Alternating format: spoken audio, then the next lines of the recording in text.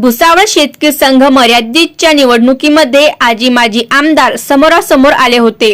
या संघासाठी दिनांक 4 रोजी 59.33% मतदान झाले। आज सकाळी 9 वाजता भुसावळ येथील खासने हॉल येथे मतमोजणीला प्रारंभ झाला।